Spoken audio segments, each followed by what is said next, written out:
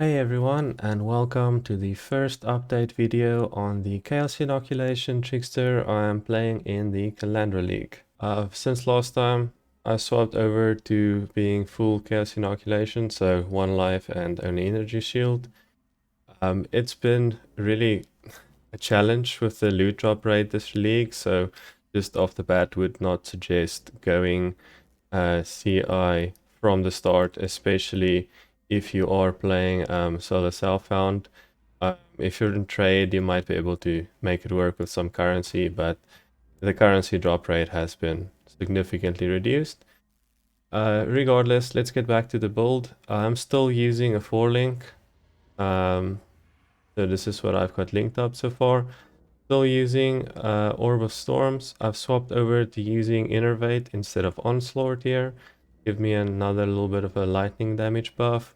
And then I've just sorted out the rest of my gem stuff a little bit. A link might be in the description if you want to check out my links and all that.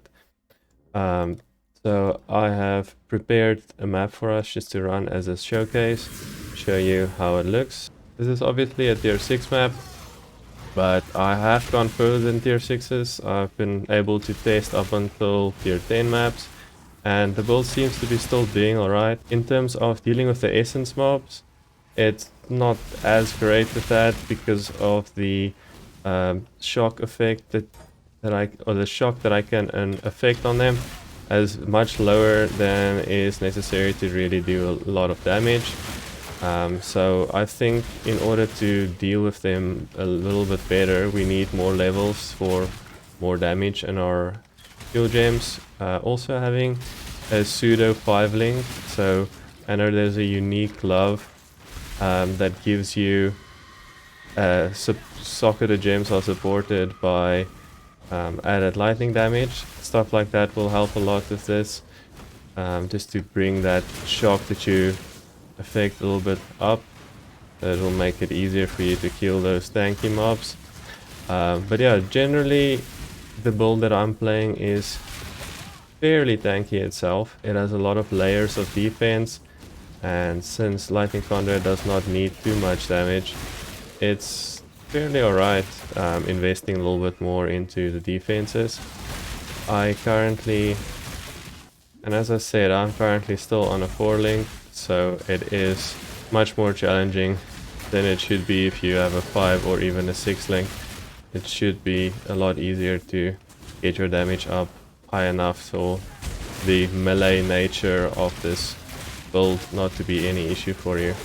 As you see, that was Gargantuan. It isn't too bad to deal with, but it's not one-shotting everything like it did when I was leveling this build. Still would recommend it as a starter. Would probably suggest going Elementalist though rather than Trickster, just because of the pure damage of that Ascendancy is much higher. If you want to go Chaos Inoculation and try out the new Trickster Ascendancy, it's definitely functional and viable. It's just not going to be as much damage than the... Yeah, so you see here's where the shock effect comes into a little bit of a issue. Still okay, but I think with more crit it'll be better. Anyway, as I was saying, I think the Elementalist will be much more damage, but this is to me more fun and more survivable. So that's what I ended up going with.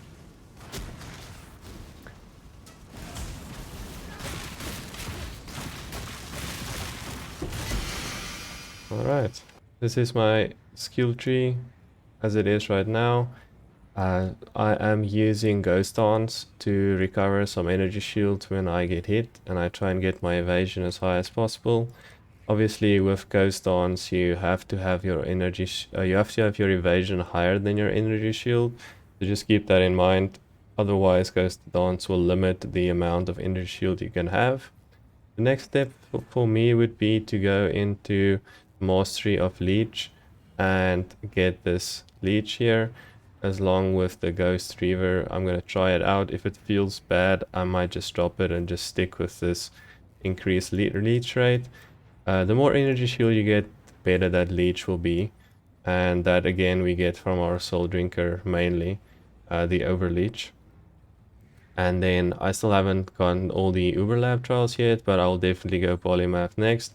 I've already started taking as many masteries of different kinds as I can to try and make it so that I get the most damage from this. And again, this is more damage for different type of mastery, so not just masteries. So even though I have like 3 lightning ones, this doesn't give me 3 instances of 3% more damage. So something that you could do if you want to do this a little bit differently and you can get freeze immunity in a different way, I would drop this and go for Polymath first.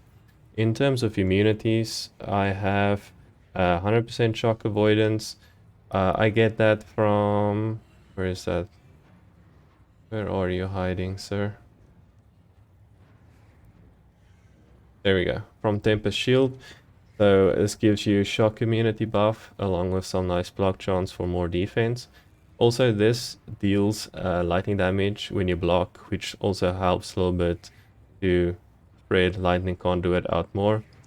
If you struggle with Orb of Storms, since I only have this small radius which I need to stand in and monsters needs to be close to me to shock them, you can also do Stormbrand and place it wherever you want to attack and just cast it like further off screen almost.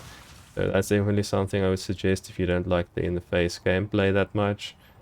Other than that, yeah, it's been a challenging league in terms of gearing, so just think carefully if you want to commit to playing this as a Inner Shield, Chaos Inoculation build, or a hybrid, or whatever you prefer. I would suggest doing live and maybe dropping this and rather going for the spell suppression node here.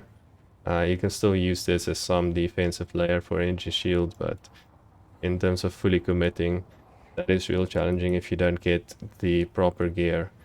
So thanks so much for watching again.